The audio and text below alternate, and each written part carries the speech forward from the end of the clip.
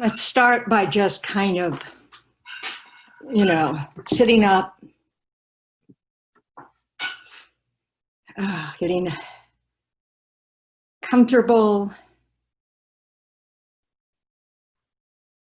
sort of in a relaxed position, but upright, the spine straight if you can, with your eyes gazing downward, gently open or gently closed.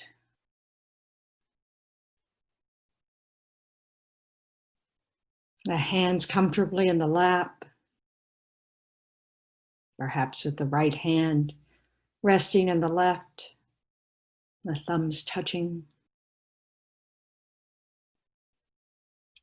The feet flat on the floor if you can, on a cushion. And excuse my squeaky chair.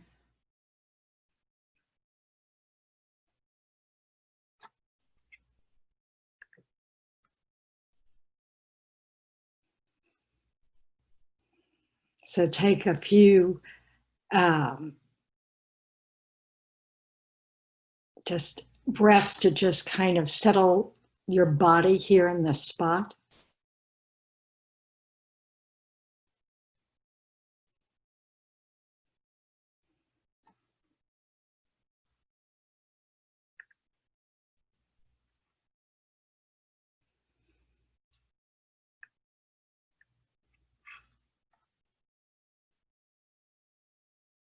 And take a few deep breaths.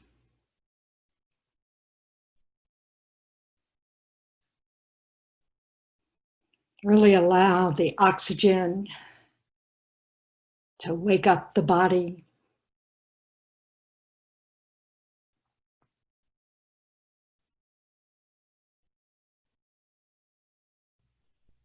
And just bring your mental attention to the body. Notice the feet on the floor or on the cushion.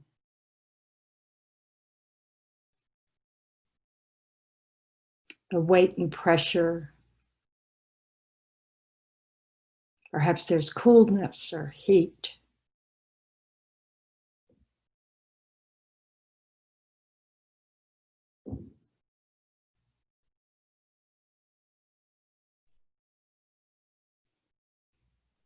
Just be aware of the lower part of your body, your legs, your knees, your ankles, your feet, your toes.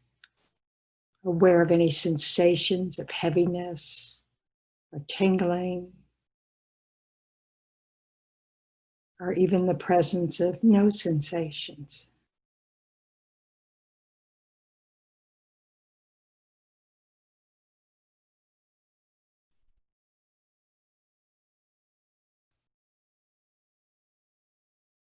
Just observe, no need to label anything or start a story about anything. Just observe the sensations in the body.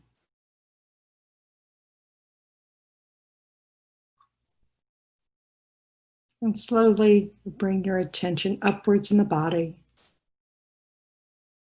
to your belly, your hips, across the lower back.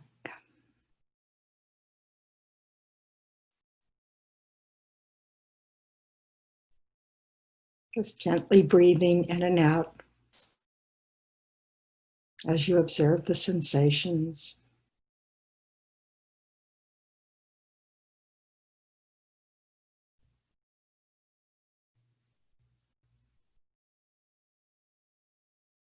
And up to the chest, sensation of the rib cage expanding, contracting. Your upper back.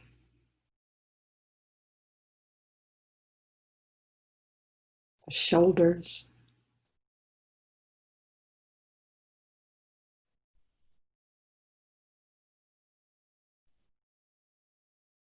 Your arms, upper arm where it touches the shoulders. Your elbows. The forearms and the hands and the fingers. Just bring your awareness to any sensations.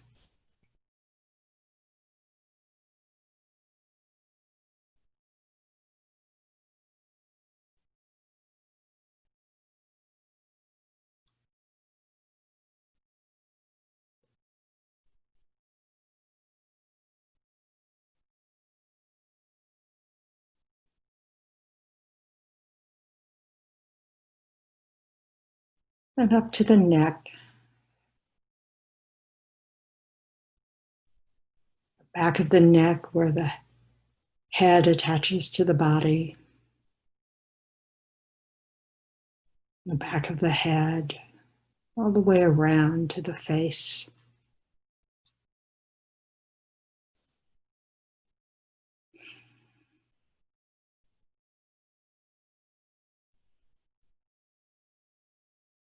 Trying to soften the area around your eyes, your forehead,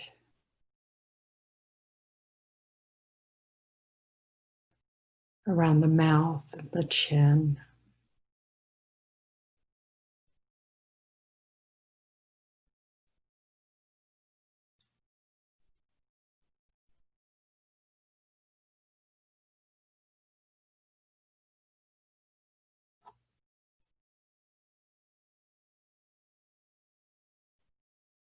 Just be aware of your whole body now as best you can. Take a few breaths.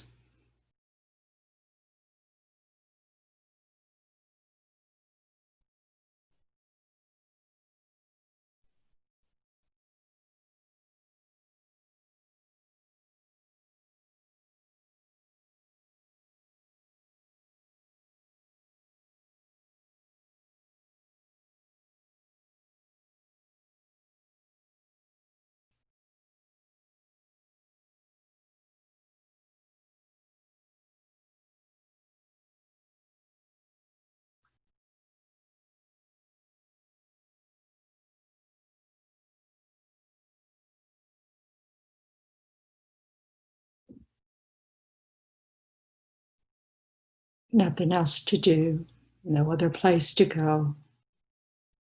You're just doing exactly what you set out to do.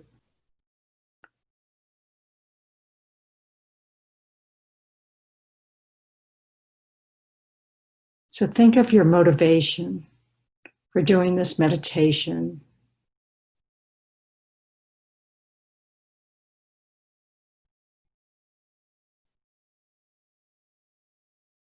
Just refresh this wish to do this meditation and include the wish that it brings you more peace,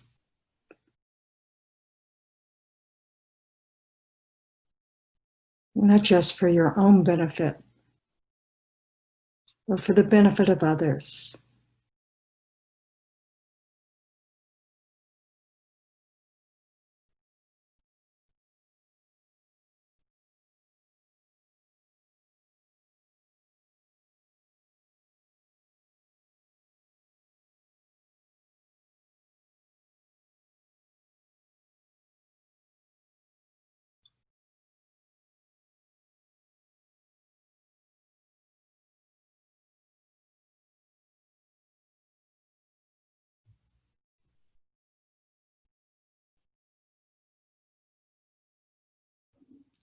And try to bring to mind the feelings of uncertainty or discomfort that you may have experienced this week about the state of things right now, either in your home or globally.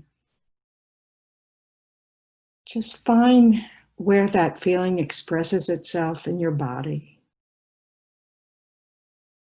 Imagine its presence right now. Contact that feeling.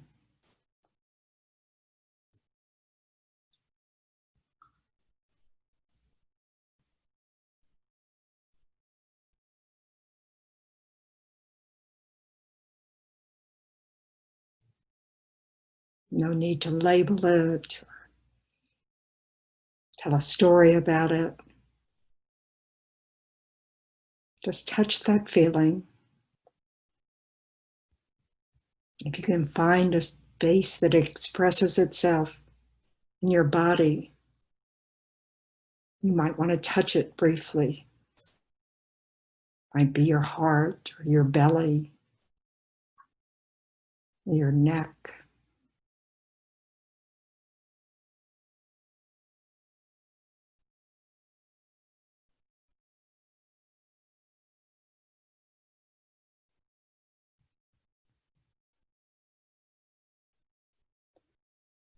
Now breathe in that feeling very deeply, bringing it into your heart space. And imagine that space getting bigger and bigger, as big as you need it to be. The whole universe can fit into this space. There's no limit.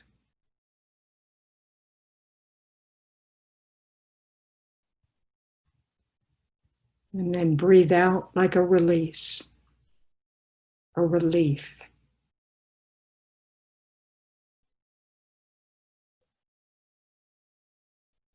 So just breathe it in, imagining your heart space becoming bigger, more spacious. And breathe out like a release.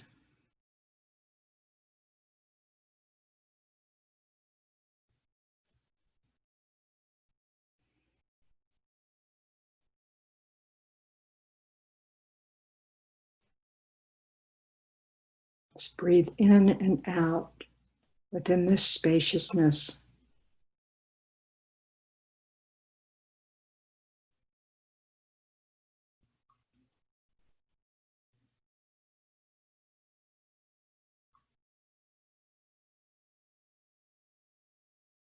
Imagine an image or a presence arising in this space of love and compassion,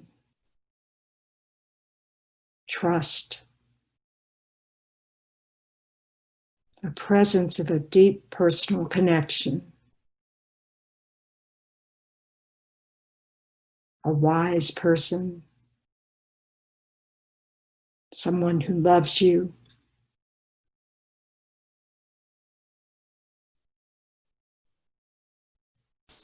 An expression of your pet, your cat or your dog when you return home. Or it could just be a view, an expansive view of the ocean, or a view from the mountains,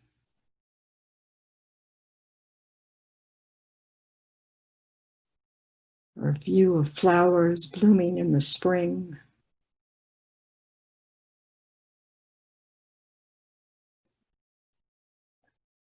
A presence that's meaningful and peaceful.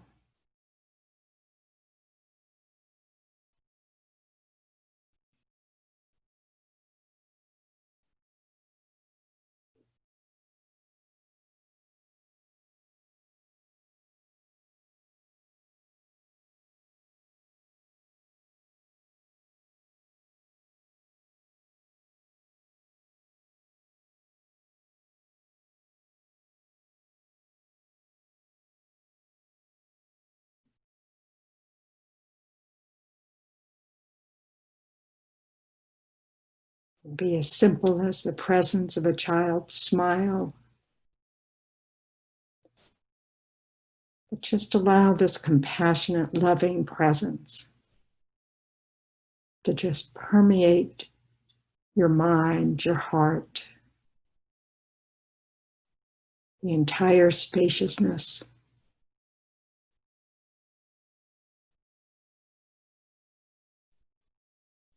Is filled with this presence.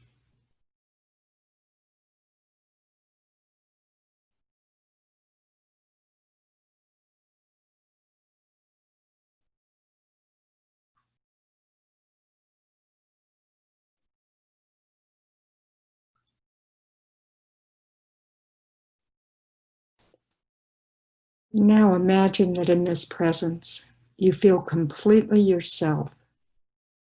Nothing more, nothing less. There's no need for pretense, no need for you to try to be someone you're not. Completely yourself. And there's no judgment, no critical voice. There is simply acceptance, warmth, tenderness.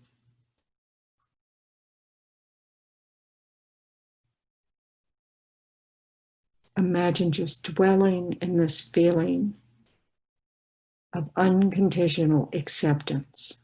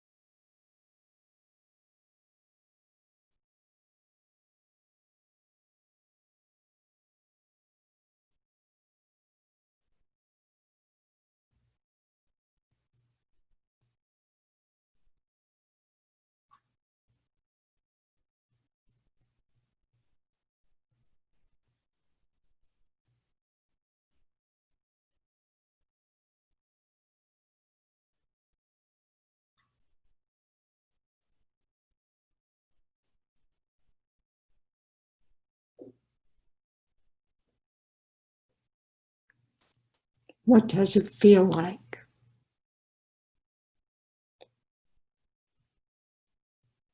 You notice your heart rate slowing, or that there's a release of tension somewhere in your body, a sense of letting go.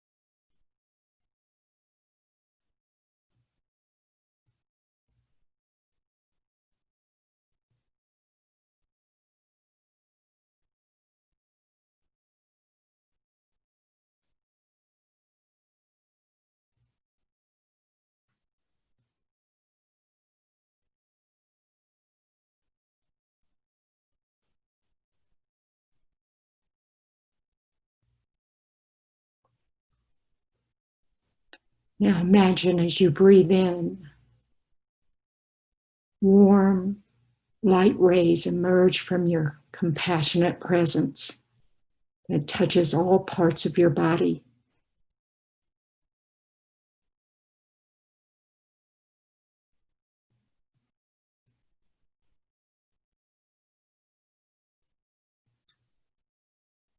Imagine that they soothe you, ease your suffering,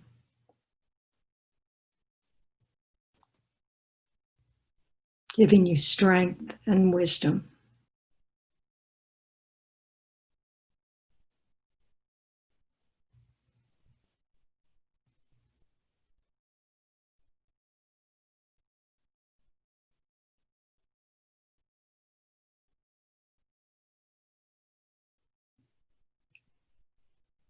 Allowing this loving kindness, acceptance, permeate your body just as you are.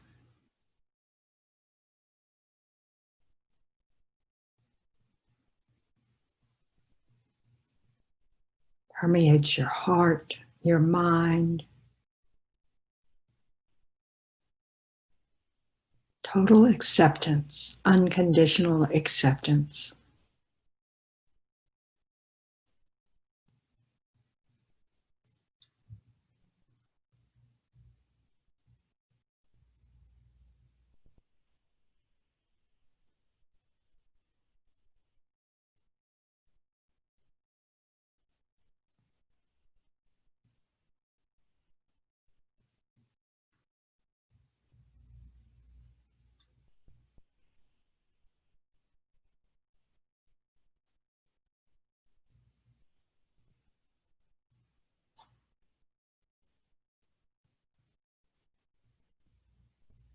And again, imagine this warm, loving kindness radiating light from this compassionate presence, touching every part of you, your body and mind, inspiring safety, peacefulness.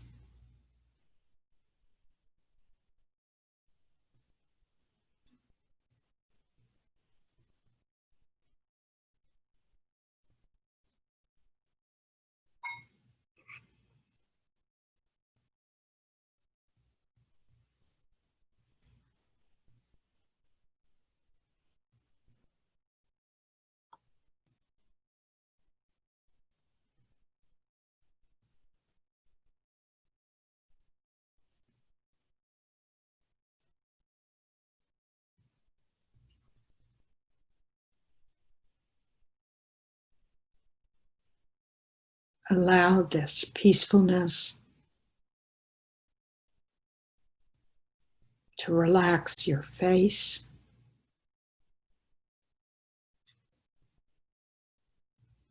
your eyes, your jaw.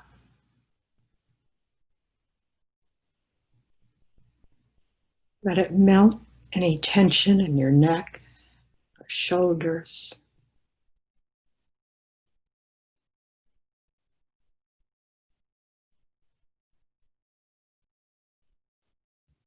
Down your chest,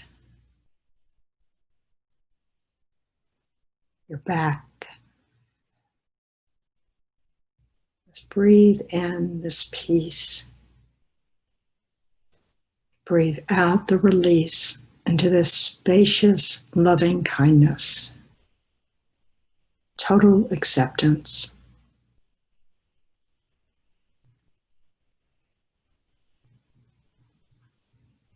Melting your arms and your hands.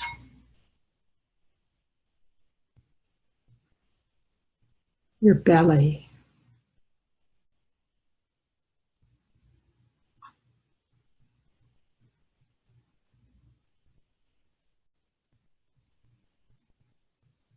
Your lower back.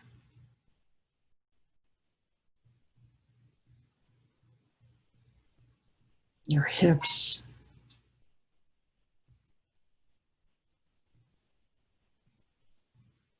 The legs.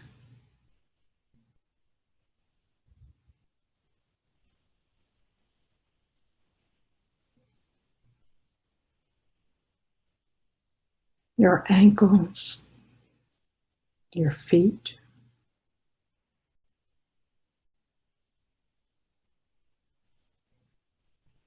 Your toes.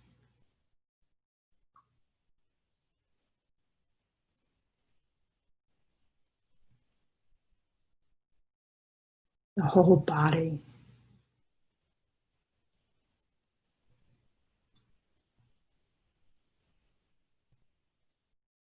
And particularly the area that you express your feelings of discomfort, uncertainty.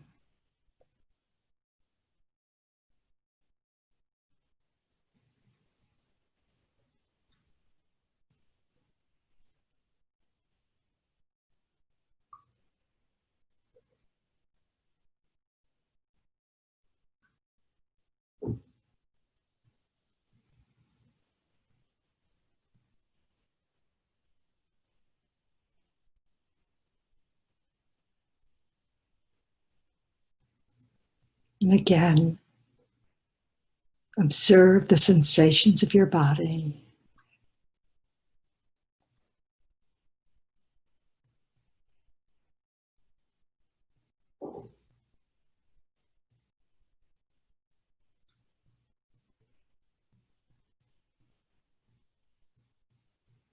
Observe your mind.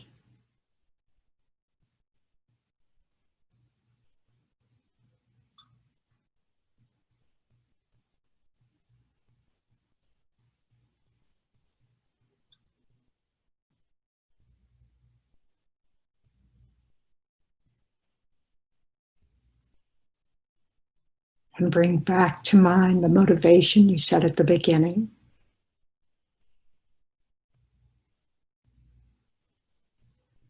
Rejoice in your efforts to do this meditation as best you can.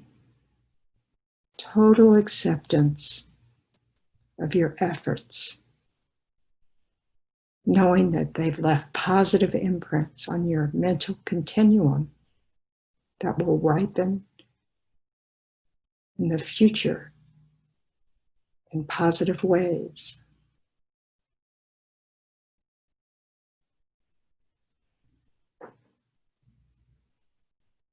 So just make the wish that these positive results will not exhaust until there are no suffering sentient beings at all, including you.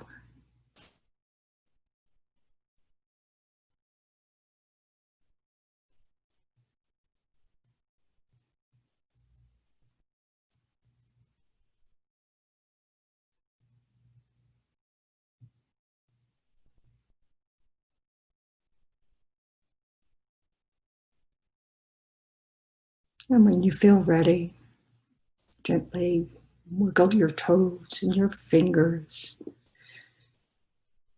Gently open your eyes.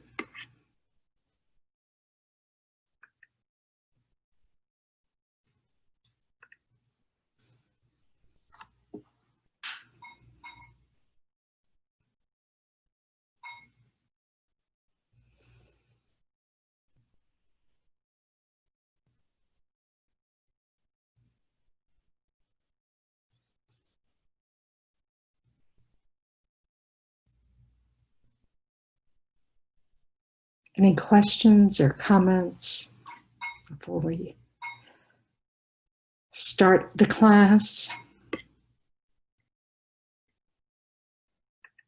Yeah, hello. Robert. Yeah, okay. I was always curious, because you always say check in with your body. So when you started this, I have trouble relating like any tensions. We all have tensions and problems with any aches in my body. I never understood why you said how you do. People actually do that? I guess they do, right? Yes, that's the theory. This is why I use it, because some people discover that when they're stressed, they're holding it somewhere in their body. Perhaps they feel, their jaw tight, or they're getting a headache, or their shoulders are getting tighter, or they have a little catch at their breathing, in the diaphragm. So it's about that. Man, I assume we all do it. Just that connection. It's just completely lost to me at this point. I never thought about it. Well, then it's going to take some time observing it. Yeah. I mean, that's sort of the purpose, is to kind of like, oh, let me look, let me see. So the next time you realize you're aware of your stress, or feeling whatever, I mean, just discomfort, observe what's going on in the body. See if you can find any spot in the body that expresses that. It may not, but just look. Thank you.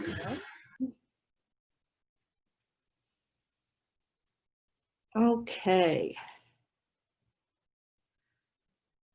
So now let's bring this to others, our thoughts and loving kindness by, let me get my screen together here with the 4 measurables. share screen. Okay.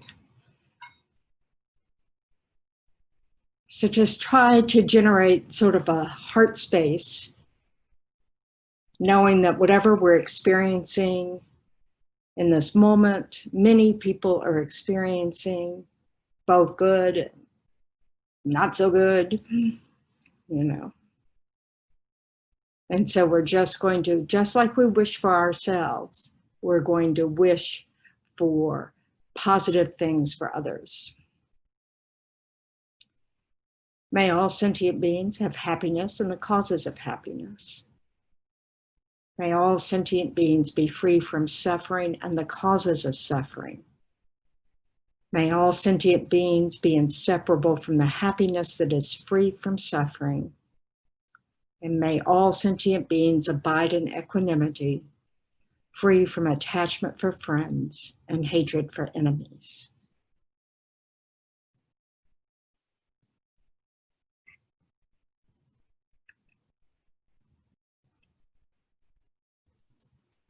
So now let's try to set a motivation for this class.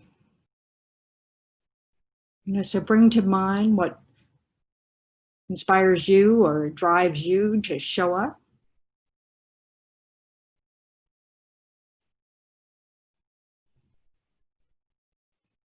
And just generate a positive intention to use this time well.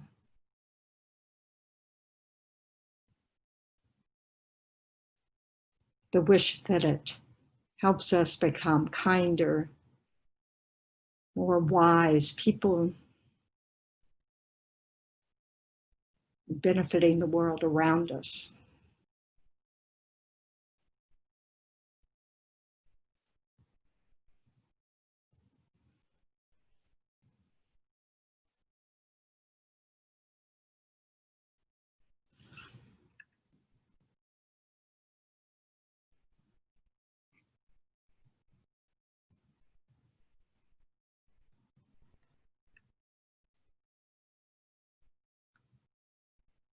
So I found this week very difficult.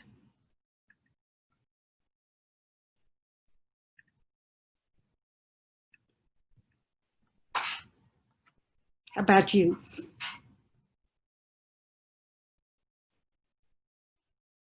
Not that I want you to have found it difficult.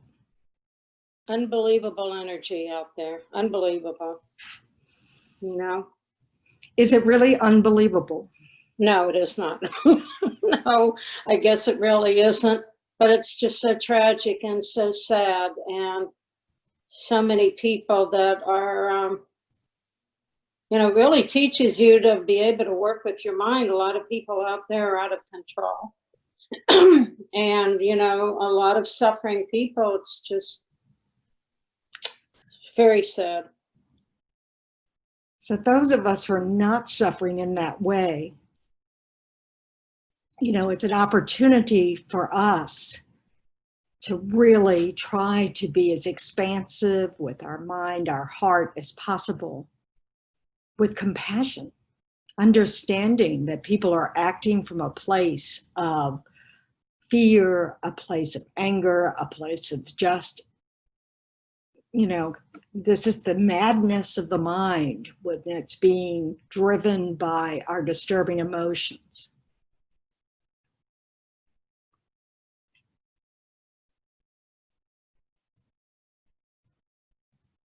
What comes to mind when you think about that?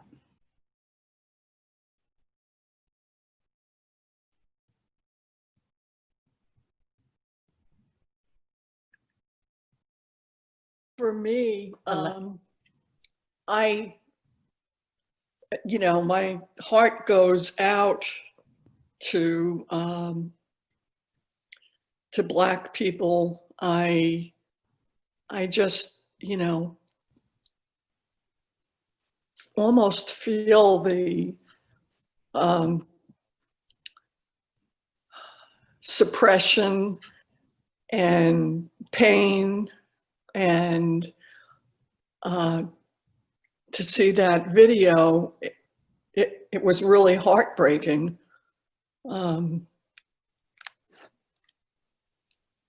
Yeah. So this is one of those circumstances where it shows just how much work we have to do with our hearts to be able to help those who have no space to find their wisdom through the anger and the rage and just the pain. You know, really understanding the pain, you know, for many people in, you know, in this country, this is really reminiscent of the 60s. For older people, it may be reminiscent of earlier days, you know, when lynching and, you know, in the South, I mean, it was just incredible, the numbers, you know, so it's really not that long ago. And to be shielded from that, you know, either because it's just not reported, because we're not aware, because it's not as obvious as throwing a rope over a tree.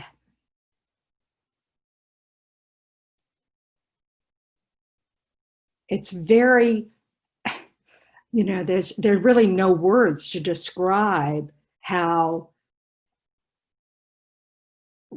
just the reality that this is how we can treat each other. And having no reference point if you're not subject to this kind of threat. What, you know, if we don't have a reference point for it, we really have to dig deep to understand that people feel entirely under threat all the time, every time they walk out of their home.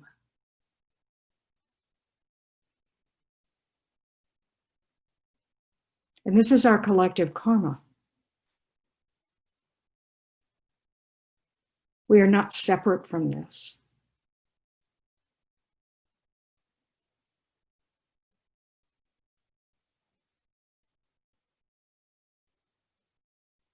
Yes, Graziella. I'm not sure if this is Buddhist, and you can correct me, but my my thinking is, you know, on Sundays, there's this jazz music, and the Tracy Fields is the host, and she always says, you know, it is good people like you that I'm paraphrasing. It's good people like you that are doing nothing. That's not exactly what she says. I'm paraphrasing. That's what I hear. You know, it's Graciela, what are you going to do to help out? What are you going to do? We need to do something to help, because if we would all mobilize and support and make changes so these police officers become accountable. And so that we're all accountable. Yeah. Well, yeah. But right now I am doing nothing, really, truly, and I feel wrong about it. And I really. Does anybody else relate to this? I mean, you don't really have to admit it, but it's, you know, but this is the thing, right? This is trying to find the wisdom in the compassion, you know, the wisdom in the horror, the wisdom in, you know, the rage, you know, is being able to recognize that there's something we can do. And we need to find what it is we can do. You know, not, you know, so the protest or the I don't even like to call them protest. It's more of like giving voice to what we feel publicly, being part of a community, being able to do it without violence because we're safe, in that impermanent sense.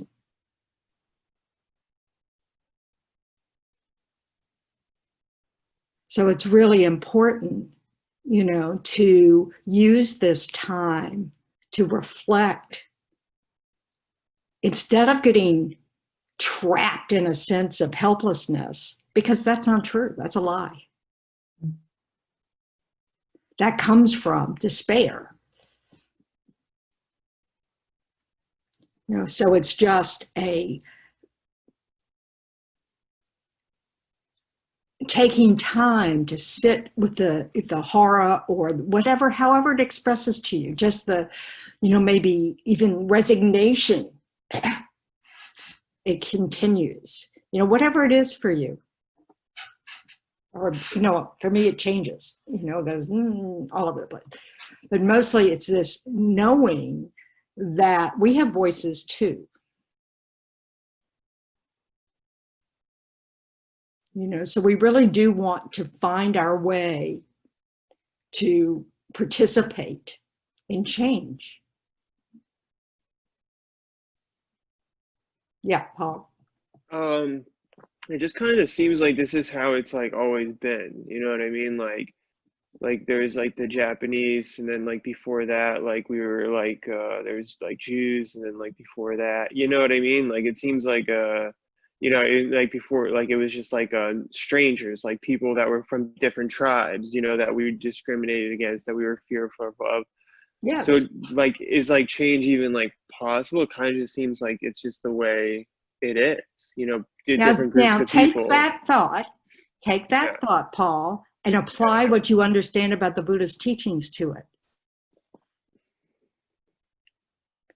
Where's the Buddha nature in that? Where's this ability to change our minds? Where's this ability, we have to understand that samsara, we're never going to make samsara perfect.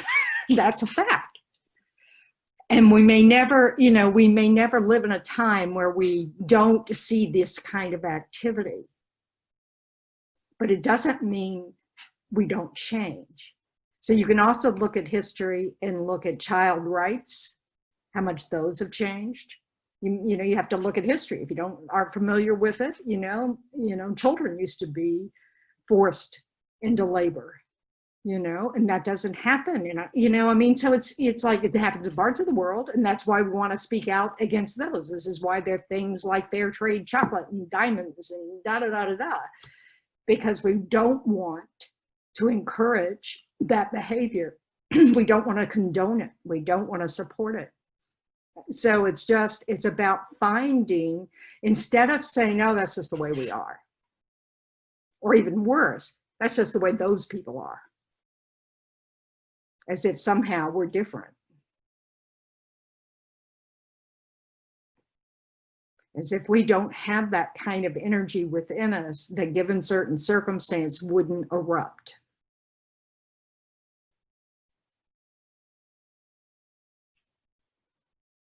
So yes, it's true that it cannot change if we keep saying, I can't do anything.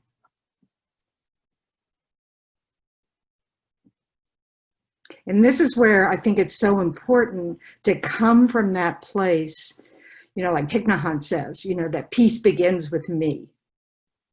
It's not that we come from an angry place and spread the anger, try to make change through anger, but instead coming from a place of care and concern about all of us, and wanting equanimity. It doesn't matter who the person who's being oppressed, threatened, killed is.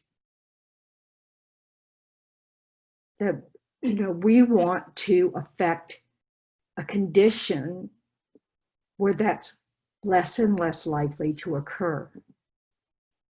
And even if we can't do that, we're not Buddhas yet. We don't want to be part of the complacency that does nothing.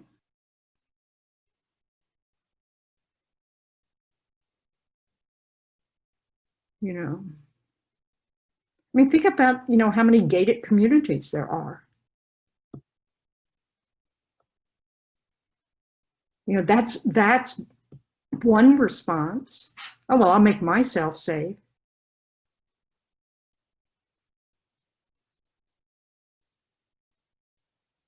So it's really about sitting with the discomfort that this is part of our world, part of our country, part of the reality of how we treat each other. And then find what our wisdom also in the compassion, not just stay stuck with the sadness and the anger or just, you know, the disbelief, you know, which, you know, really isn't credible. So it's just a way of, so first we have to be able to tolerate the discomfort that we experience to whatever degree it is, the edge that arises.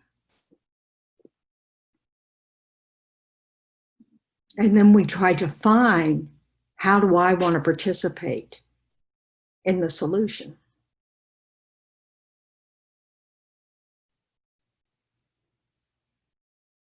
And then be really aware. Like, say you decide to write letters, you know, I bet receiving letters is quite different today.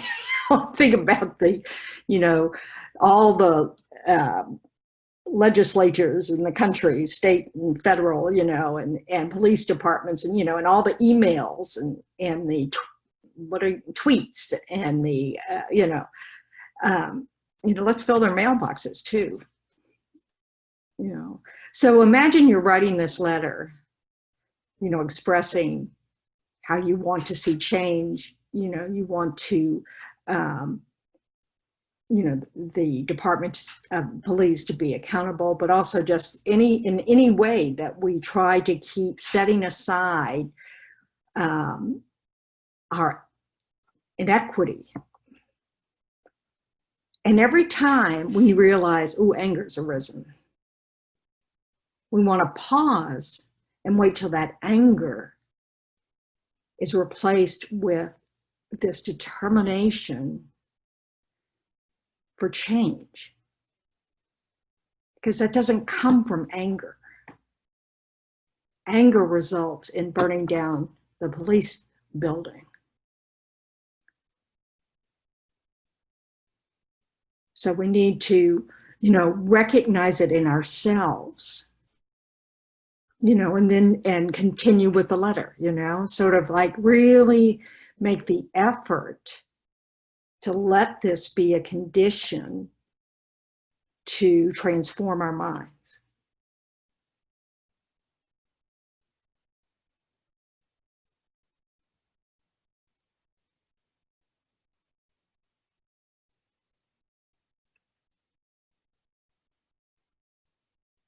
Yes, Rob. I'm a little confused by that because I've actually done the letter campaign when they wrote letters. That's fine. 20 years ago. But I mean, it was out of anger, of course. So how would, I mean, I don't know if you continue calmly, especially if that's happening to you, those type of situations? How do you maintain calmness? And then you just... Well, it's not happening to you.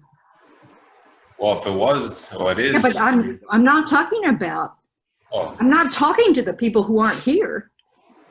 I'm talking to you. It's not happening to you. So we can come from a place of calmness and wisdom and compassion and loving kindness. Oh. So instead of coming from anger, you know, we can have compassion and understand the anger completely, you know, but also understand that coming from anger, not having anger, but coming from the mind of anger, there's not wisdom there. So since we're not caught in the threat, or if you're not caught in the threat, then we have more space around this to act from a wisdom place. And our letters 20 years ago are not now. Doesn't matter if we participated 20 years ago, 100 years ago, whatever. The opportunity is here now. And we don't have to participate. I'm not saying you must participate. But this idea that somehow we're not participating by virtue of being here now. We experience this. This is part of our world. And this is what increases our self-grasping when we keep setting aside things as if it's separate from us. Not me. Not me.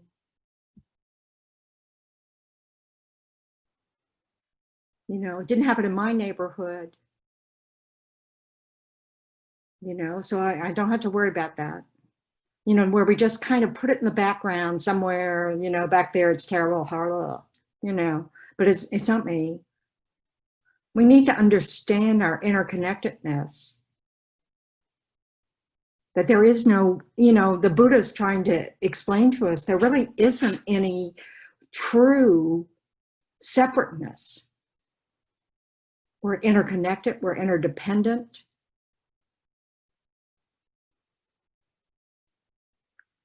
You know, it's our world, it's our children's world in the future. So, you know, we may not be directly harmed or threatened, physically afraid, or enraged for my children or my partner. I was listening to Michelle Obama recently, and she was talking about, you know, of course, if this could be her husband. You know, we need to understand that this sense of being separate is false. It's one of the ways we grasp at a self. It comes from our ignorance, our self-cherishing. So working on being able to equalize ourselves with others is an important aspect of working with our minds, of transforming our minds. So we really get that however we can change our minds is part of our participation. It matters. Jack, did you have a thought? Yeah, you just was reminding me how His Holiness was talking about comparing dependence or dependent arising and independence, and it just I got a little internal glimpse of it while he was talking about it. Yeah, that was a beautiful part of the teaching the other night, you know, that we're, you know, this is the thing, this is the two sides of the coin. You know, we don't exist like we think we exist. You know, we don't have this inherent nature that's permanent, that's concrete, you know, there's no me that somehow is this thing that's separate from this body and mind. You know, we're dependent arisings. We're dependent on the elements of the earth. We're dependent on each other.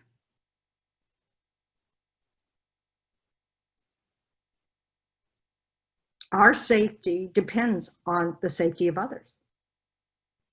And we would prefer our safety to be dependent on the safety of others rather than our safety depending on the force of others.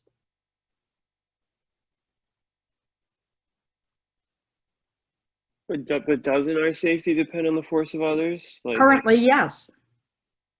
Yes. That's why I bring it up.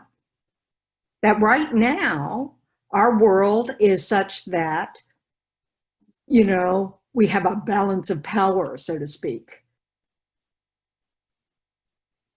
So if we want it to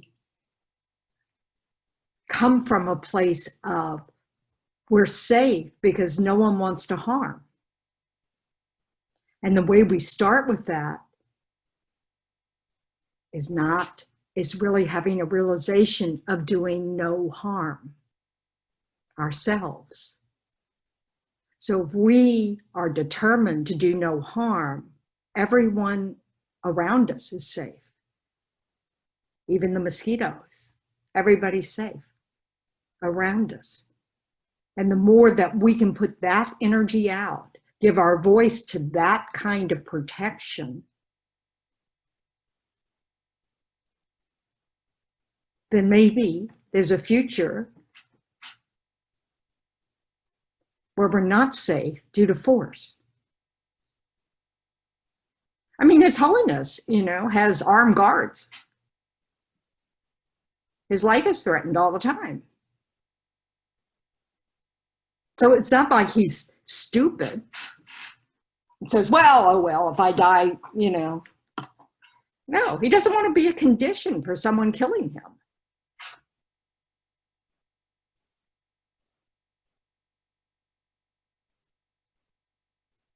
He doesn't want to have the Tibetan people lose him because they rely upon him spiritually, emotionally, refuge-wise. So he doesn't want to be careless with his life. And I'm sure the Tibetans would, sure it wasn't his choice. But he accepts it because, like Paul's saying, right now our safety is dependent on force.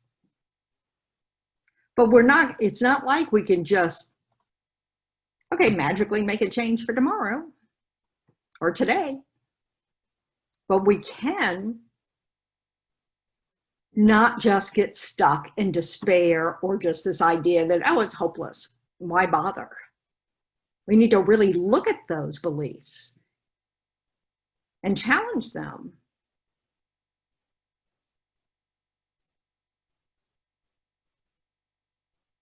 Sit with the discomfort that this goes on in the world. And are we doing anything about it? Now, I do think the work of transforming the mind, our meditations, our trying to cultivate compassion, our efforts to cultivate equanimity, this is all a positive effort.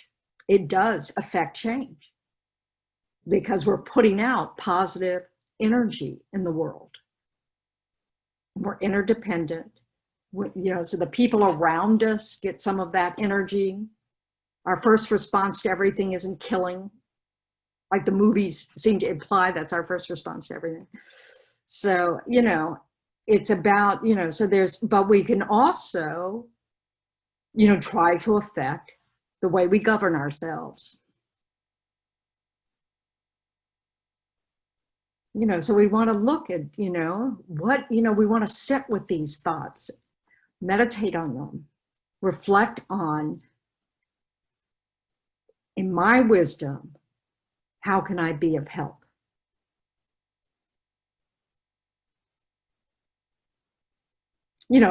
Some people, have gone out to walk with their the black male neighbors in their neighborhood because their neighbors are afraid to go out walking alone.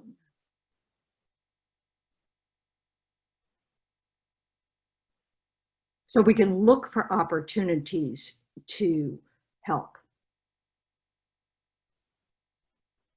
There's not one way to help. There are countless ways to help. And we need to find, how do we want to work with this? Because that counters the despair. If we get trapped in despair, we're of no help to anyone, including ourselves.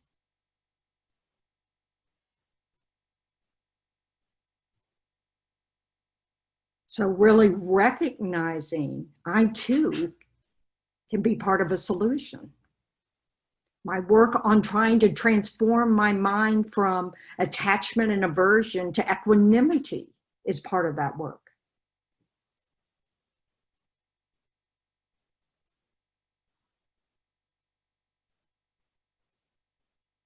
Francesca, do you have a question? Or are you just chatting with your husband? Yeah, you.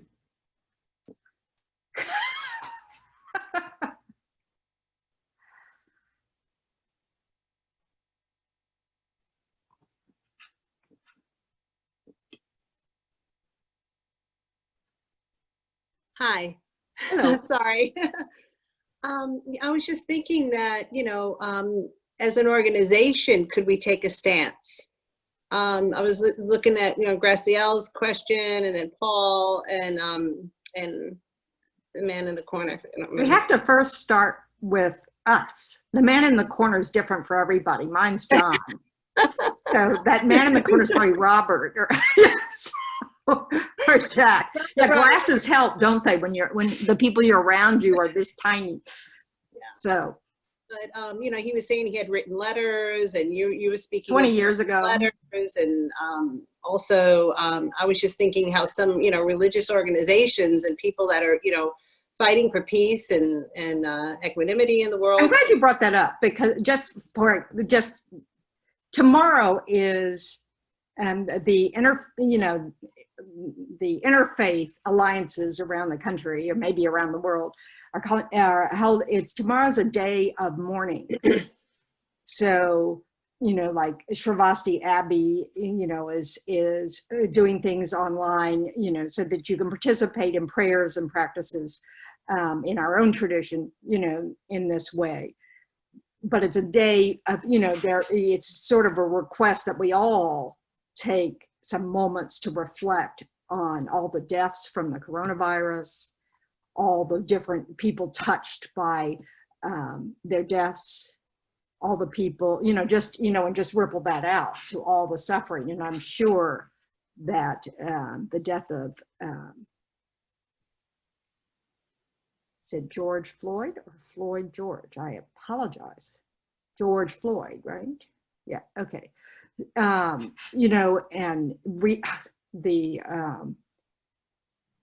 I can't pronounce this one. Ahmed, the person who was shot while out jogging recently. It's just on and on. There's just, I'm sorry. Ahmad. Thank you. I don't know who said that, but thank you. So we, yes, as one voice, but we don't have to rely on others. We don't always have to turn around and go, oh, but let me, I'll just do what they're doing. We really do want to do that.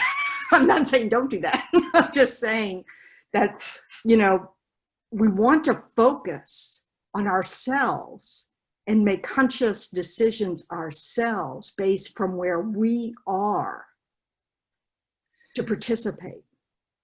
I was just thinking strength in numbers. I was just, trying to think, just to make a stance somewhere, in a community kind of thing, like, through the FPMT or something, where they make a statement that, and maybe that would help encourage, more people to really think about, and that's what I'm doing right now.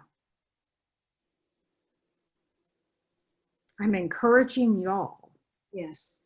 Those present right now here.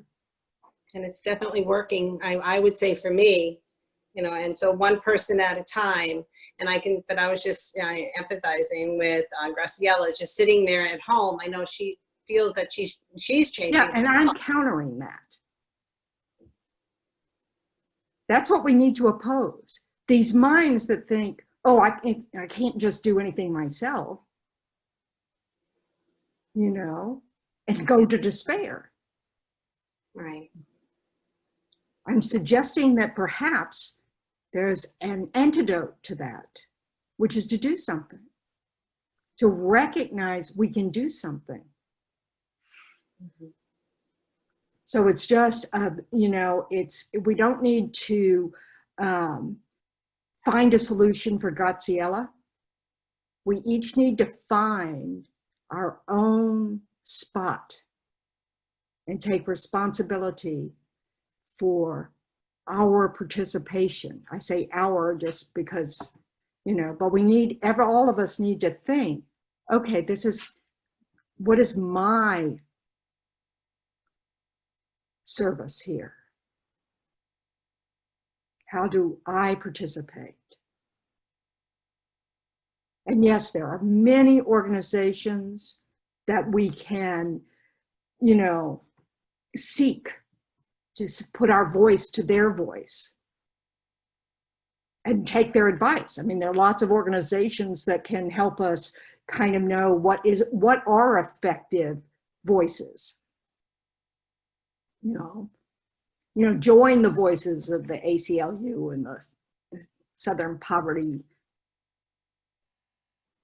Laws. I've forgotten what it says. Southern Poverty. You know, I used to work in the anti-racism field. Now I can't remember any of the words. So there are many organizations out there, spiritual ones, non-spiritual ones, you know, legal ones, legislative ones, all sorts of places. And we want to come from a place of compassionate determination, not a place of outrage. The outrage can be what inspires us to act, but we really want to bring our wisdom to our voices, because we can't just go around and shoot everybody who has the wrong idea. Then we'll become the enemy, because that's what it is, isn't it? Violence, you know, this response is, you know, just, you know, adding to this sense of, you know, trying to control others through violence is the only answer.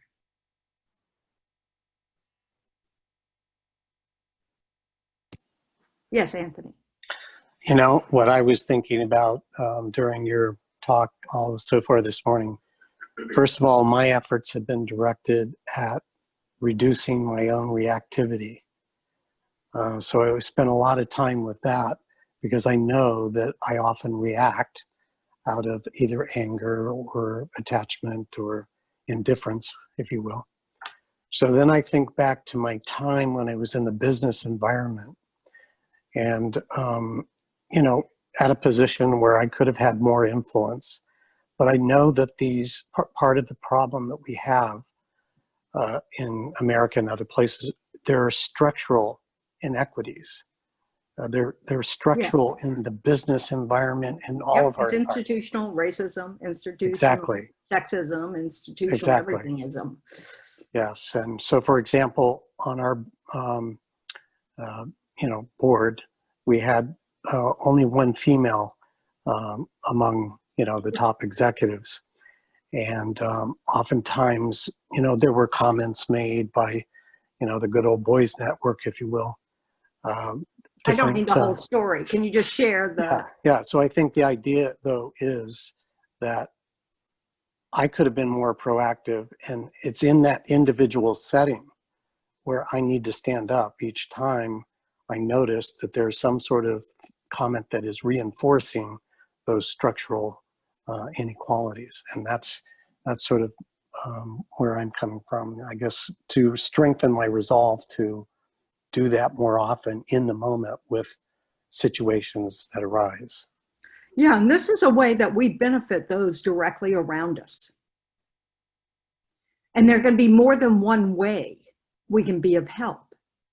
One is our inner work, you know, really working on our own rage or despair or indifference. And then working with our speech. How can we, you know, put our voice out there, like you said, in the moment when you know, the different ways in which we express racism or sexism or ageism or whatever it is, you know, the ways in which we put others in a lower to us, you know, our lack of equanimity. If we hear it around us, we can speak to that right in the moment And we certainly don't want to come from a place of anger in that moment. These are people we work with or we live with, or so we want to be able to do it out of, this real desire for, a different perspective to be voiced, to be heard. I think Anthony's point was really a great point, which made me think about maybe a good starting place for myself, and maybe others would think the same, is to realize, what my position is conventionally. Like that if you're, if you're a straight Anglo-Saxon male, you may, Let's talk about you first. Right, but I'm just saying, if from anyone, there's all different, Yeah, let's talk about you first. Yes. So to realize what my privilege is, and as a woman, yes, I've experienced things that women experience, but like you said earlier, that if you don't live with this, if you don't teach your young boys that how to act around police officers to try and save their life, I really have tried to get a good objective picture of what my privilege is and how I exist in this country as opposed to other people, which I think makes it then easier to, not easier, that's the wrong word, but maybe inspires you more to be more active. Because if I say, oh, well, if it was my brother that this happened to, I'm sure I damn well would find a way to act, if that makes sense. And so this is, these are good points. I mean, this is the thing. We want to, find for ourselves, each of us, we need to reflect on it. So who are the people we can directly impact? Are we indifferent to our privilege? I went to an anti-racism, it wasn't called an anti-racism workshop, but a couple of years ago with Cecilia at the Unitarian Church here in Boca, I think. And so, it's really important to get in touch with what you don't know. And one of those things that often we don't know, we might intellectually kind of get it, but we don't feel what our privilege looks like to others. We don't really, look at that. And this affects our interactions with others, and it also affects our willingness to do something to help correct things like institutional racism. So we want to really acknowledge this is taking responsibility for our part of the harm. In this life, those of us of privilege, just by virtue of existing, our presence oppresses others. We get the jobs.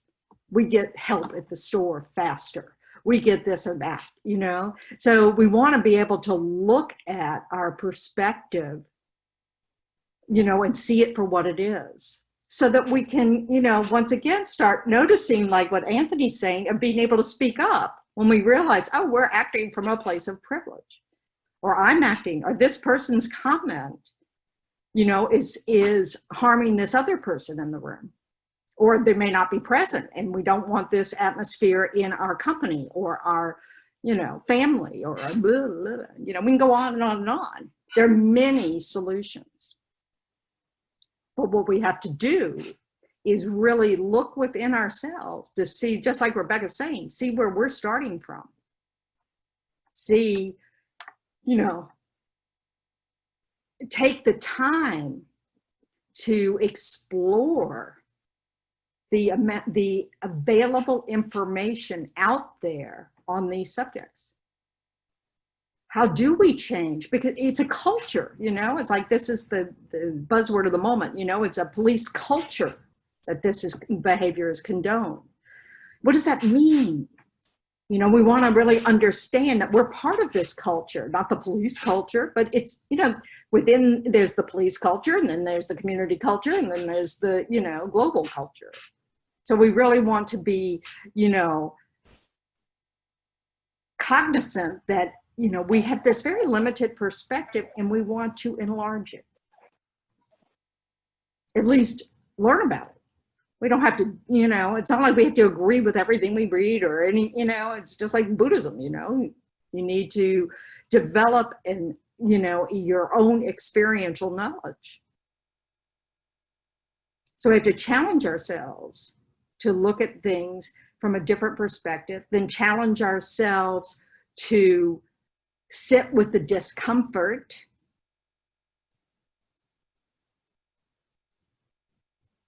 and then counter our discomfort and our despair with actions that are positive, whether it's meditating on equanimity, whether it's writing a letter, whether it's joining a protest, whether it's, you know, speaking out at the company that you work with, you know, all of those things. So it's just, it's really understanding that we need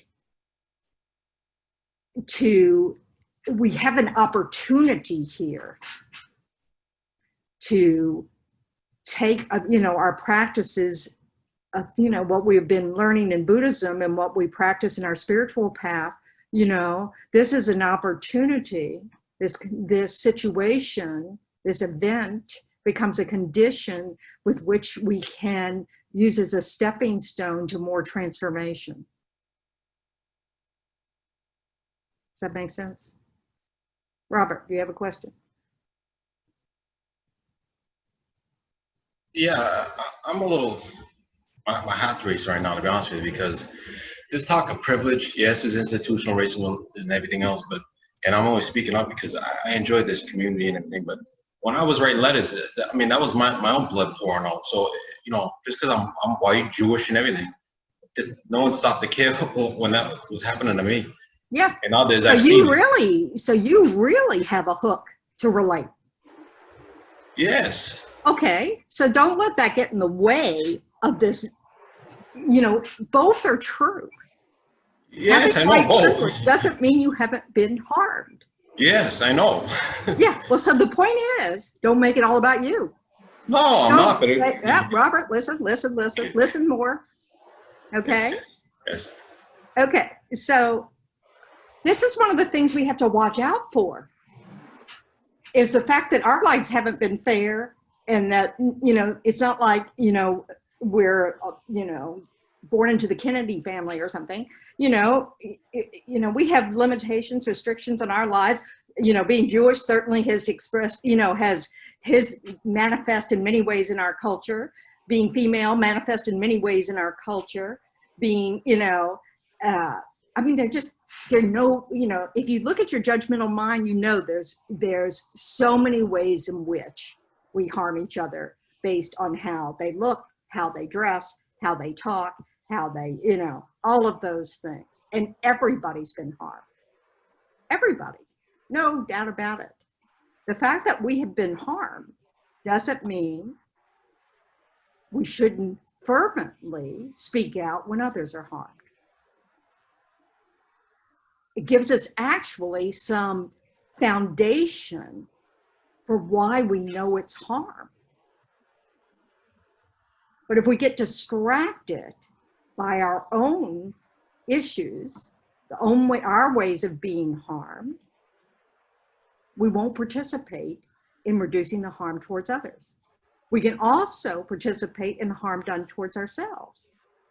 This isn't exclusively a racism conversation.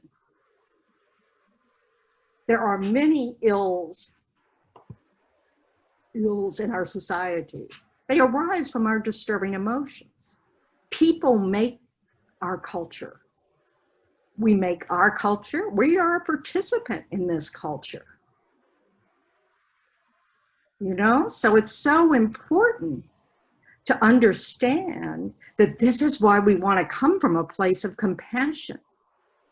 We want the police to understand. We want to change the culture that seems to be accepting of some groups of people are more dangerous than others, and we have to treat them, that it's fine for us to treat them in a different way to protect ourselves and others. You know, we want to understand that we've all been that person that's more dangerous than others to someone. Oh, you know, those women, they're going to take over all, you know, we can't afford to let them on all the boards, you know, because that threatens our livelihoods. I mean, we all experience oppression. Hence, we are born in a world that still practices it. This is cause and effect. We are not separate from the events in the world we're born into, not according to the Buddha. So it's really being able to use these as stepping stones to grow our hearts, not to justify ourselves. We don't, because that separates us from others.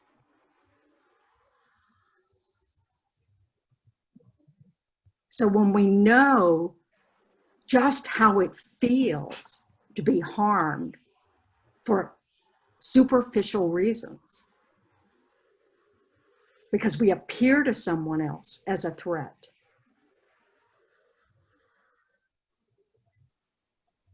we want to come from that place to be part of, you know, of participating in either transforming our own attitudes, recognizing when we're doing that, you know, rejoicing when we're not doing that.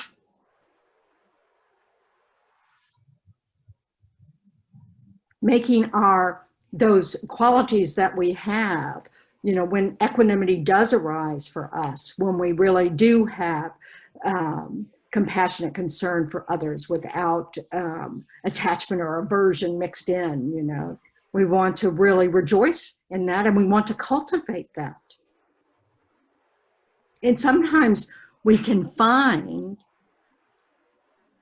you know, like in our mind, when we're thinking about it, we can find situations like we think about our child doing something, you know, someone close to us, you know, and they say something, we realize, oh man, you know, that was really an uncompassionate, you know, holding oneself above others kind of comment, which we all do, you know. And children, you know, are learning, and then you know, we, you know, so some loved one says it, and in that moment, you know, we kind of think, oh, but we don't stop loving them.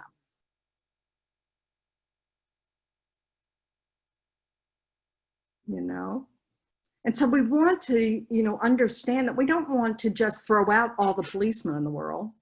Yes, some need to be fired. You know, there's no question. Some need to be arrested, no question.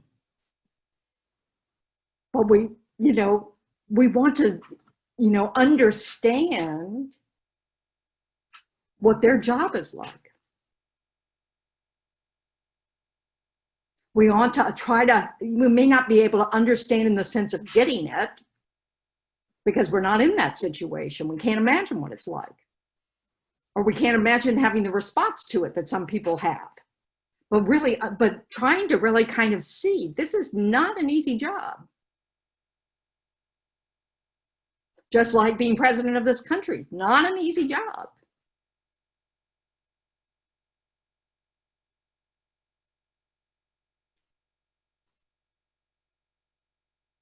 You know, and so this reminds me of when I was at Plum Village, and Thich Nhat Hanh told us to write a love letter to President Bush about the war in Iraq, or trying not to go to the war in Iraq.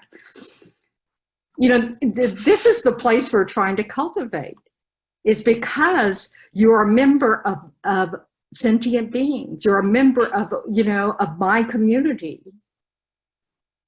I really want you to understand my perspective, that this actions you're about to take, you know, are harmful. And I love my country. And I want it to be a shining example to the world of loving kindness, democracy, whatever your thing is, you know. But we have to do that. We have to come from a very sincere place. Otherwise, it's just what's placating. You know, it's just like, okay, I'm going to say these nice things so that they'll listen to the hard things, you know. But what we really want to cultivate in our hearts is sincerity, genuine love and compassion for everybody, regardless of whether we like them or not.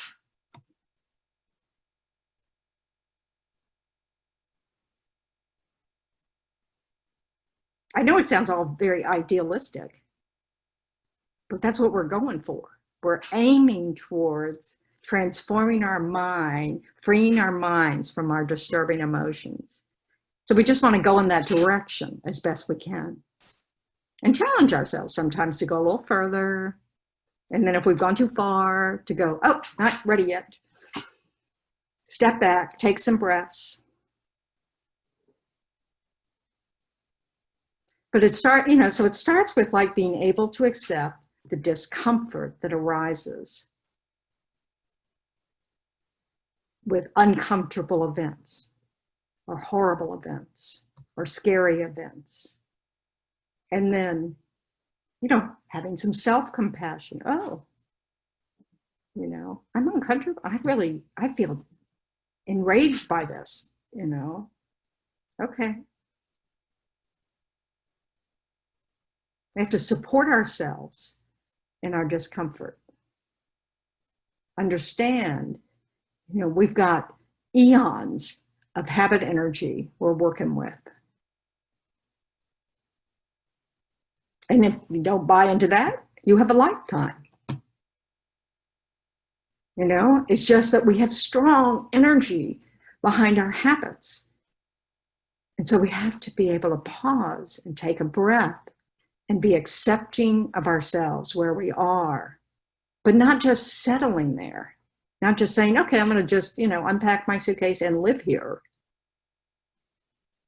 Recognize that those moments will pass and then cultivate our good qualities, our compassionate interests, our loving interests, our real desire to help stop the harm that's done. So we can start with ourselves, our own personal world, the people we interact with. Then we might try to reach out in ways to help institutions or organizations or laws or whatever. I mean, we have to find our way.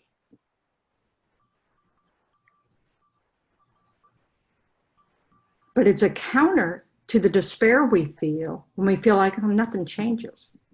It's always been like this. It always will be like this.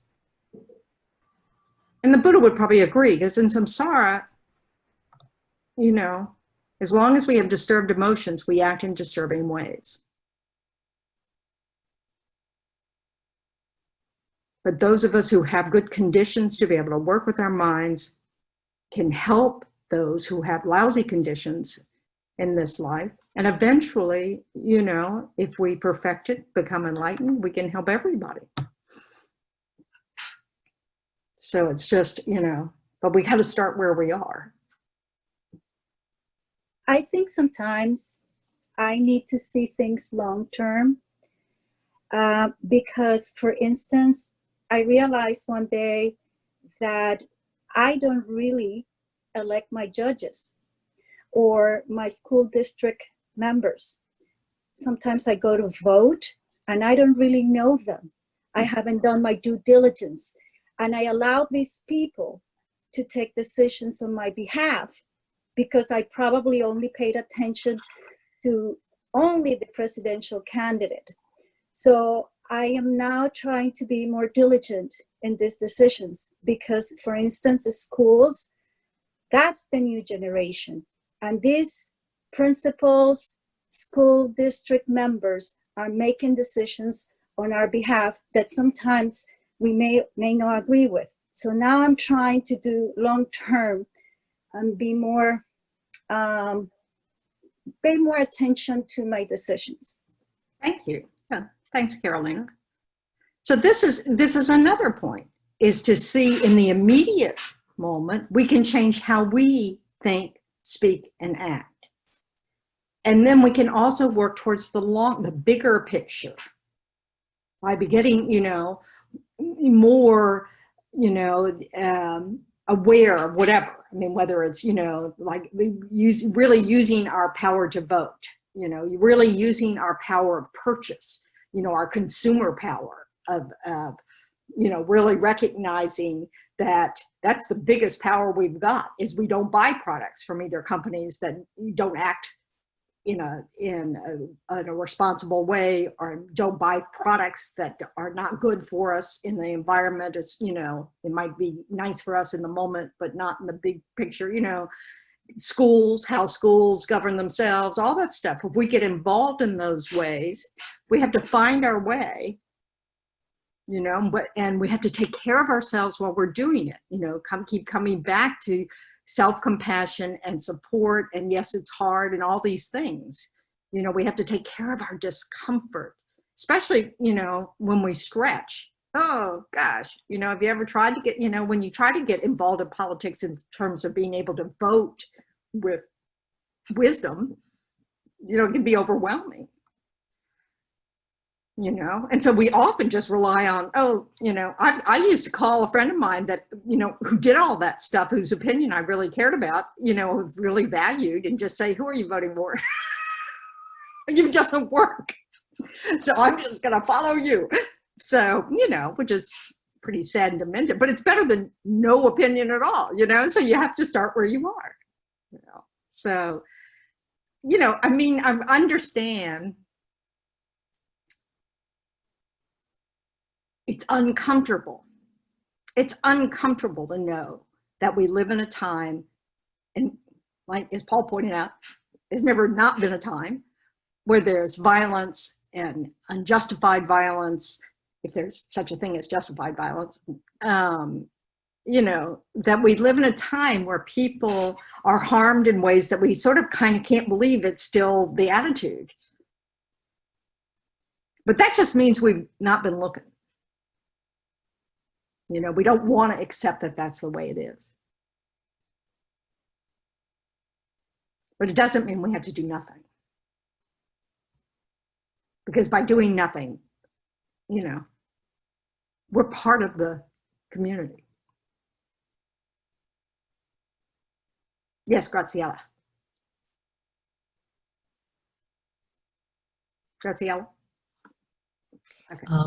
I'm reflecting on this discussion, and can you hear me? Yep. Okay. And I'm thinking that one of the things that happens for me is this feeling of powerlessness, feeling like that I feel really small, that I can't really do very much. And I need to think about, I know that's not really true, and I need to work on that. And any other thing that seems very easy is, I'm not really intellectually, I have this deep intellectual concern, but in my heart, I'm not reacting the way that I would if it was my brother next door. I watch it on television far away in a protected apartment. So the urgency is somehow I haven't gotten it in the way that I know that I could, but at least I'm working on the awareness of those two issues, that Yeah. I want to. Yeah, that's great. Because this is the deal, isn't it? Let's when you put the pieces together of all of of what the advice of the Buddha is, we have to work on equanimity. What does equanimity really mean? We have a tendency, perhaps, to look at it as meaning that, we just sort of see everybody as the same and da-da-da-da-da, and it's all very dry. As opposed to this idea that, no, I want to see everybody as if they are my own precious child, my own beloved brother, my own, to really recognize that these are ways in which we can expand our peace. This is what's so ironic, is that we think not putting the effort towards equanimity, makes sense. I mean, who wants to care about that policeman? We could just write him off easily. Instead of understanding, that's a disturbing state of mind. Because sometimes compassion and loving kindness are uncomfortable. Because someone's suffering. We don't recognize it as a positive state of mind. We have to step back and intellectually kind of go, oh, would I want to feel any other way? Would I really want people to feel that way about me? They see me suffering and they run the other way.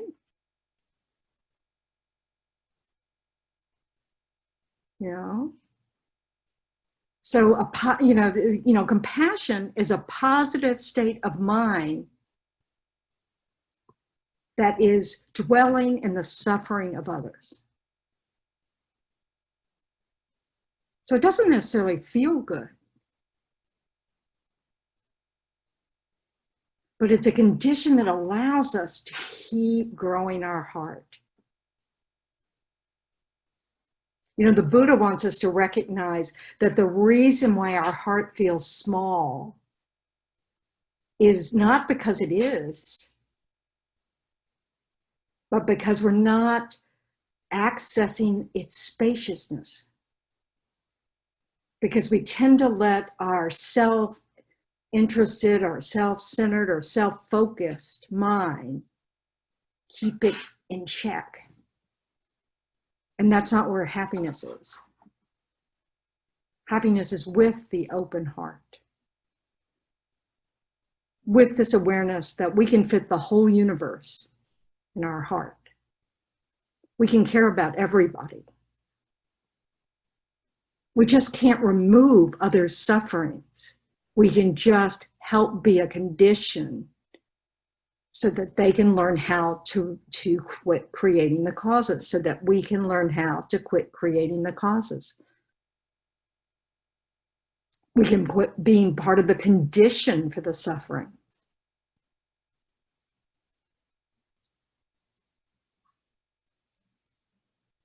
This is this is why I feel it's so important to listen very carefully to what you're saying with respect to starting with ourselves and our own practice. And I'm thinking back to what we learned in the program that Nicole brought to us, nonviolent communication. Because unless I really do have an understanding of my own prejudices, of my own reactivity, of my own angers and fears, and all these ignorant, these symptoms of ignorance, how can I possibly then effectively communicate with another to understand their fears and their ignorances and help them to relieve their suffering so that they don't hurt others? I mean, it's a very simple equation at the heart of it, and I appreciate you breaking it down for us. Thank you. Yeah, thanks, Ralph. So this is the thing. We have to get back to this understanding. This is why we've been talking for months and months about learning to tolerate discomfort. We need to recognize when we're uncomfortable, when we are suffering, and not be reactive to it by escaping into something else, by doing this. We want to be able to, with an attitude of acceptance and loving kindness, go, oh, I am suffering. And instead of it leading to despair, we want to recognize that there is an antidote to despair, which is transforming our habits that cause suffering. So like, say you have the habit of feeling guilty, or you have the habit of telling yourself you're stupid when you do make a mistake. These are habits that perpetuate the causes of suffering. We're harming ourselves when we do it. We're harming ourselves when we are indifferent to our own suffering, when we can't sit with it for a second and kind of hold it with our hearts. You know, that this is the work. And we're one of those suffering sentient beings. And we're the most important one in the sense of who we can affect change. It's us. We can change ourselves.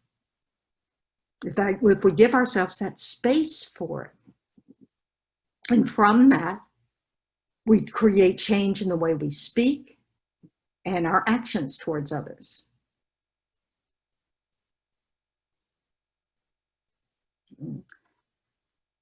And we can do all that in the process of like one sitting, you know, which could be at your kitchen table with a cup of tea, you know, where you just kind of acknowledge, oh. So this is, you know, like what Robert was asking much earlier about, you know, what do you mean express it in your body? You know, becoming aware of the clues that we give ourselves that we're under distress. And instead of trying to escape from it or just put it in a little box and ignore it, and it may not be your body, it may be your thoughts. You may all of a sudden realize, oh, listen to my mind. You know, that's reflecting my suffering. Or notice the way that I'm, you know, working out harder. I'm trying to escape from my thoughts. Do you know, they say that when we're using exercise to reduce our stress, that it's important not to push ourselves hard in the exercise. That actually just makes us more stressed, that we end up with physical stress as well as the mental stress. So when we're feeling really stressed, it's better to tone, you know, knock it down a notch, not, which we often do, crank it up, don't we? So, you know, so we really want to, you know, this is this, you know, loving, gentle pace, but not doing it. There's nothing compassionate or loving if we just keep ignoring our suffering. That's not compassion. That's not good self-care. But we don't want to drown in our suffering. We want to understand that there are antidotes to it. So we acknowledge, oh, I'm getting tense here. I'm getting tight here. I need to step back in my mind, take a few breaths.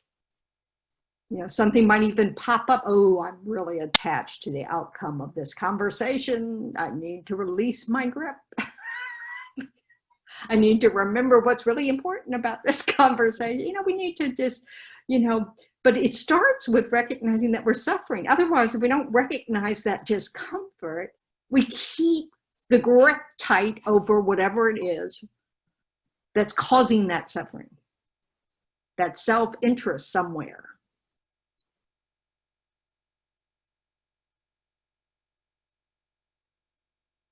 Yeah. It's, you know, and so this is why I just kind of, oh yeah, there it is. I mean, I know my spot. My spot's my diaphragm. You know, I'm just like, oh yeah, there it is. It's on tight. And not responding with something like disappointment. You know, why can't I be relaxed in this situation? Why can't I be? Yeah, it doesn't help. It isn't what is. Accepting what is so important to being able then to choose how to respond to it. Okay, my foot's asleep, so we're gonna pause. Actually, we're gonna do, I'm gonna let y'all, let's see, Nicole, are you around? Yes, how may I be of assistance? Where is the thing that lets us split up into little rooms? Okay. So at the bottom, do you see breakout rooms or no? It would be in the toolbar at the bottom. Okay, so I have it. You tell me how to do it and I can do it. We're just going to break everybody up into pairs just to say hello. And then we're going, you know, because we used to do that at the center, right? You know, sort of like, oh, hi, who are you? You know? So So to shake off all this sense of screenness, you know, oh, we're just images on a screen.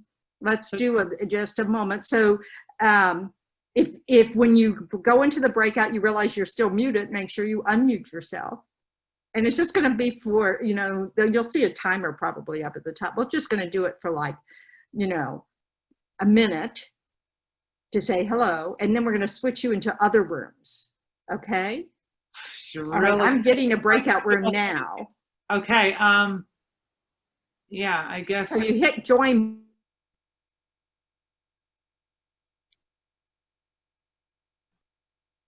I guess everyone had joined.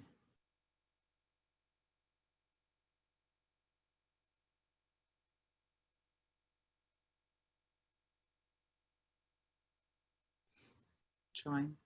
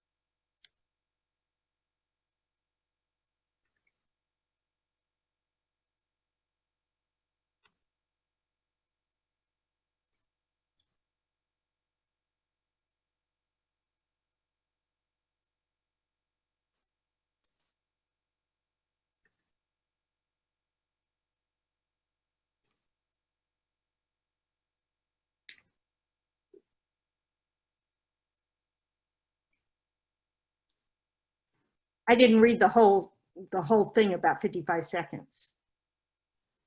So Well, I'm learning too. So did that work? Yeah, that worked. It gave us a minute.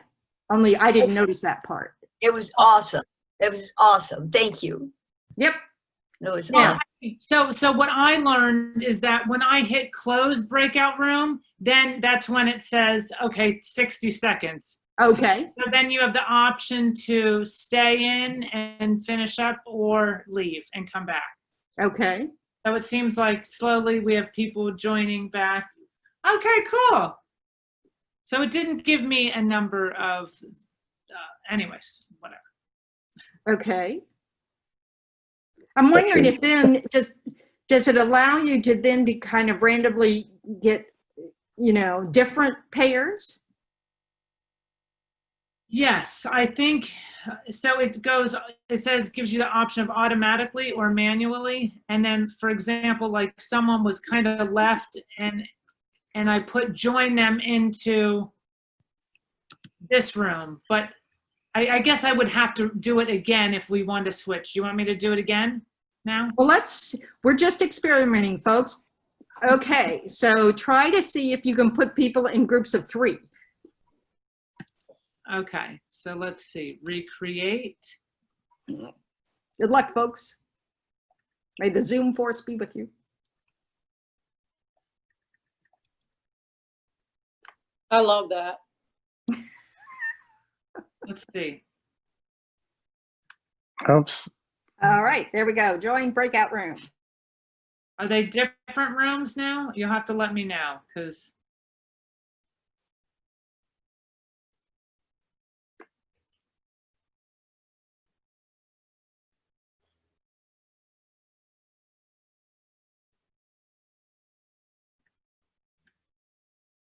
Oh, hi. Hi, Joy's sister.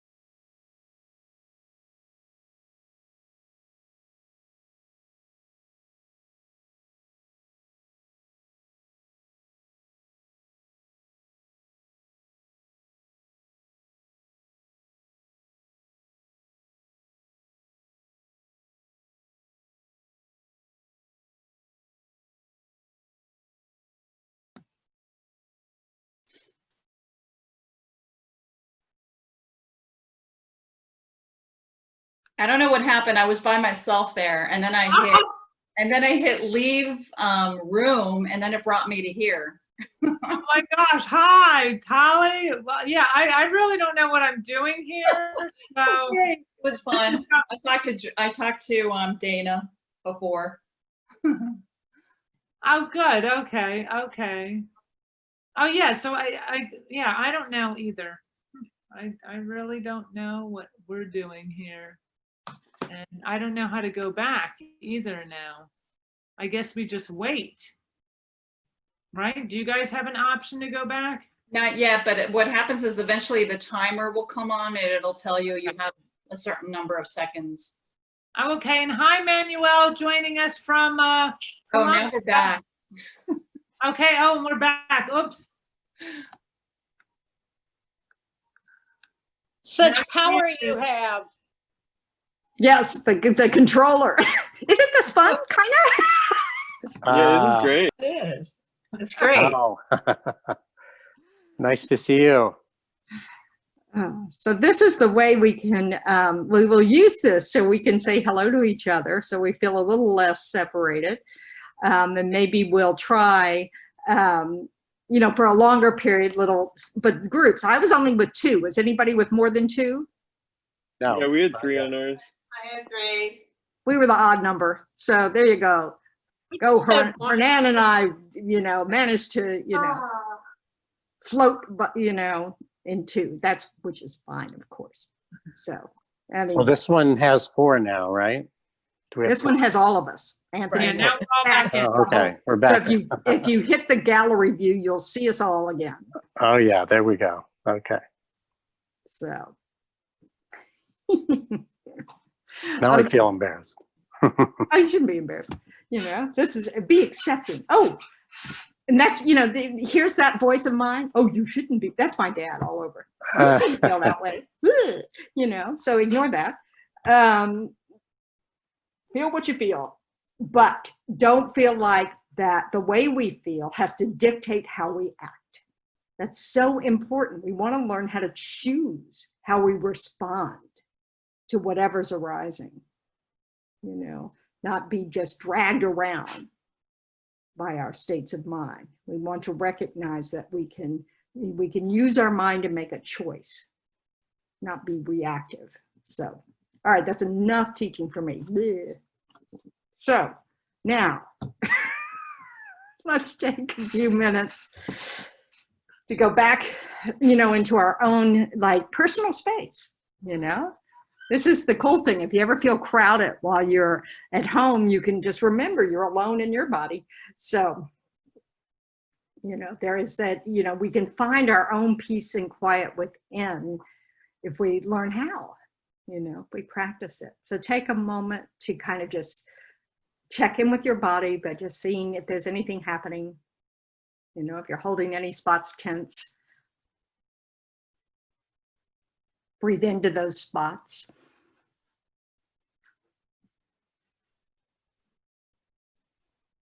And perhaps something comes to mind that resonated with you this morning, or just the joy of seeing each other in these little breakout rooms, trying something new.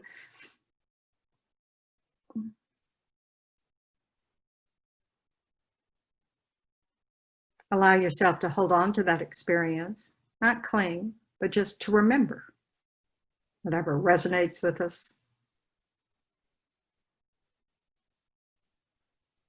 So we can become more familiar with it so that we can recall it later.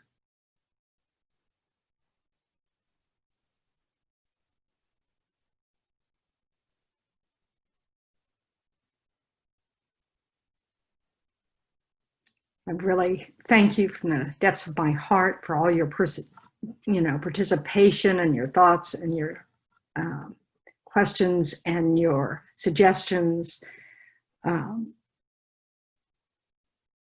It's really wonderful to be a part of community.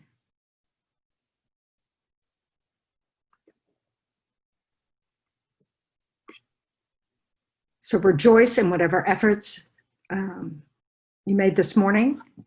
You know, feel good about it. Remember your motivation at the beginning.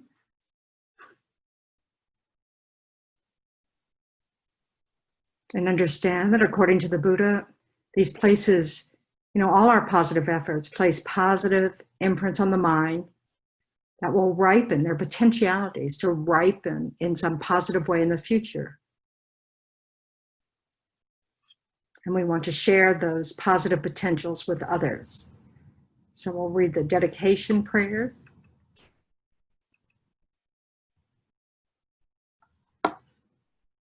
May all beings everywhere, plagued by sufferings of body and mind, obtain an ocean of happiness and joy by virtue of my merits. May no living creature suffer, commit evil, or ever fall ill. May no one be afraid or belittled with a mind weighed down by depression. May the blind see forms and the deaf hear sounds. May those whose bodies are worn with toil be restored on finding repose. May the naked find clothing, the hungry find food. May the thirsty find water and delicious drinks. May the poor find wealth, those weak with sorrow find joy. May the forlorn find hope, constant happiness, and prosperity. May there be timely rains and bountiful harvests. May all medicines be effective and wholesome prayers bear fruit. May all who are sick and ill quickly be freed from their ailments, whatever diseases there are in the world, may they never occur again. May the frightened cease to be afraid and those bound be freed. May the powerless find power and may people think of benefiting each other. For as long as space remains, for as long as sentient beings remain, until then, may I too remain to dispel the miseries of the world.